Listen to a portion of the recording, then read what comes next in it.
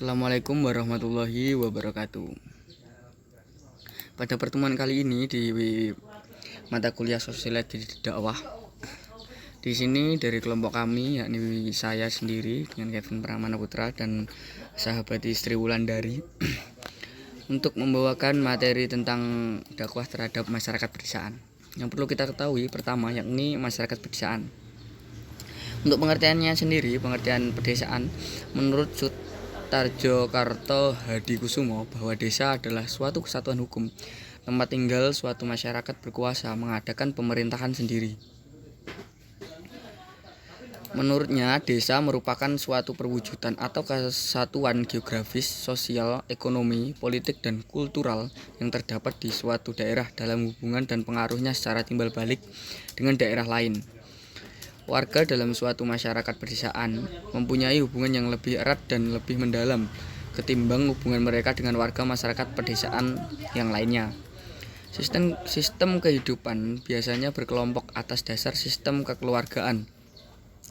Menurut Sukanto pada bukunya di tahun 94. Yang selanjutnya, Pujiawati pada bukunya yang diterbitkan tahun 85 menjelaskan ciri-ciri relasi sosial yang ada di desa itu, yakni adalah pertama-tama hubungan kekerabatan. Sistem kekerabatan dan kelompok kekerabatan masih memegang peranan penting dalam sistem kemasyarakatan dan perdesaan.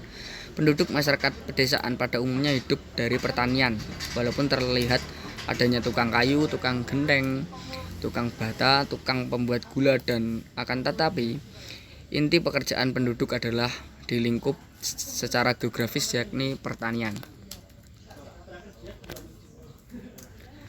Masyarakat pedesaan memiliki ciri-ciri.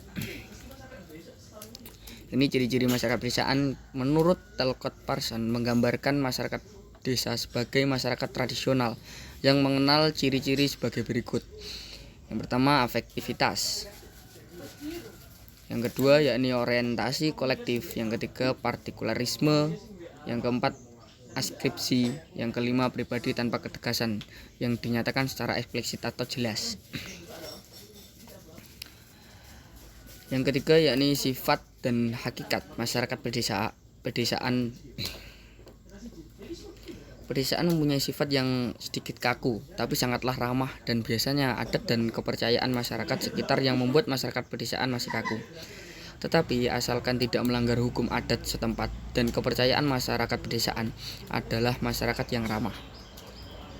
Pada hakikatnya masyarakat pedesaan adalah masyarakat yang pendukung, seperti sebagai petani yang menyiapkan bahan pangan, sebagai pekerjaan yang biasanya hanya bersifat pendukung. Tapi terlepas dari itu, masyarakat pedesaan banyak juga yang sudah berpikir maju dan keluar dari hakikat tersebut. Macam-macam gejala pada masyarakat pedesaan.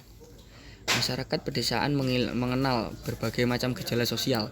Khususnya hal ini merupakan sebab-sebab bahwa di dalam masyarakat pedesaan penuh dengan ketegangan-ketegangan sosial, tapi masih dalam koridor kemasyarakatan yang bisa diterima secara ramah. Yang pertama, gejala-gejala sosial adalah konflik atau pertengkaran, perselisihan.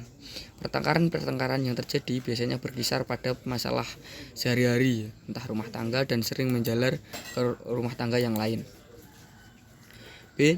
Selanjutnya yakni kontroversi atau pertentangan. Pertentangan ini bisa disebabkan oleh perubahan konsep-konsep kebudayaan atau adat istiadat, psikologi, atau dalam hubungannya dengan guna-guna atau black magic. Secara hukum filsafat yakni metafisika. Para ahli hukum adat biasanya meninjau masalah kontroversi ini dari sudut kebiasaan masyarakat sendiri. Yang selanjutnya C atau yang ketiga yakni kompetisi atau persiapan. Kompetisi di sini adalah salah satu permasalahan yang sering terjadi di masyarakat, yakni kontestasi ketika nanti dia berselisih paham dengan masyarakat yang lain. Yang selanjutnya nanti akan dijelaskan dari sahabat Wulan mengenai dakwah dan keluarga paguyuban dan patembayan dan selanjutnya. Baik, saya akan melanjutkan terkait dakwah dan keluarga paguyuban dan patembayan, yaitu adapun beberapa pelajaran fikih dakwah yang bisa kita ambil dari dua ayat di atas, yakni pentingnya memiliki ikatan kekeluargaan yang kokoh. Yang kedua, dakwah dan ikatan kekeluargaan. Yang ketiga, aktivis dakwah dan sumber kekuatan dakwah, menjaga hubungan dan kekeluargaan. Adapun perubahan dakwah pada masyarakat kultural, yakni dakwah kultural atau bisa juga disebut dakwah kebudayaan, ya adalah dakwah yang menekankan perlunya pergulatan dan pergumulan langsung dengan persoalan konkret kesejarahan komunitas muslim dalam arti yang seluas-luasnya. Dakwah model ini bersifat historis praktis, open-ended dan membutuhkan dedikasi. Dalam kacamata Al-Quran disebut keikhlasan yang prima. Sekian presentasi dari kelompok kami, semoga bermanfaat. Wassalamualaikum warahmatullahi wabarakatuh.